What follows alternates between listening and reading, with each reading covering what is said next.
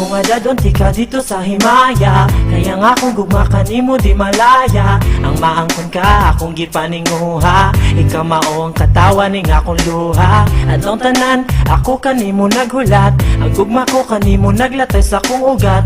Unta nga hatagan nimo higayon, nga imo nang tubago nang akong giingon. Para nimo itugyan ko ang tanan, dawata lang ning gugma ko kay nagpaabot ra ko.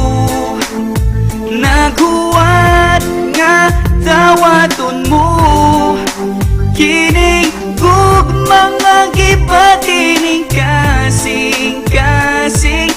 Unta dawaton mo kay nagpaabot ra ko.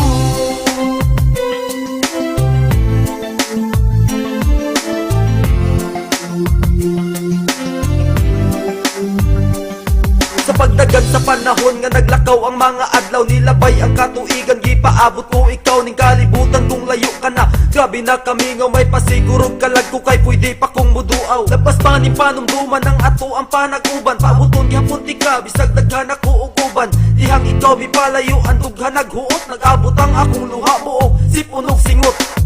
Para nimo itugyan ko ang tanan, dawata lang ning gugma ko kay nagpaabot ra ko.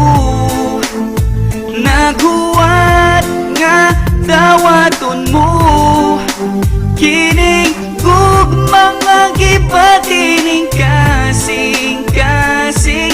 Unta dawaton mo kay nagpaabot ra ko.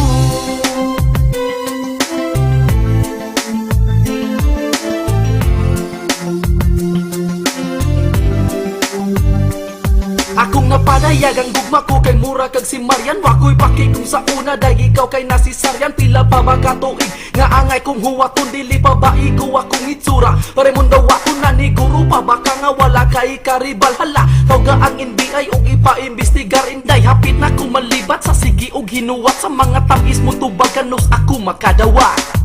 Para nimo itugyan ko ang tanan, dawata lang ning gugma ko kay nagpaabot ra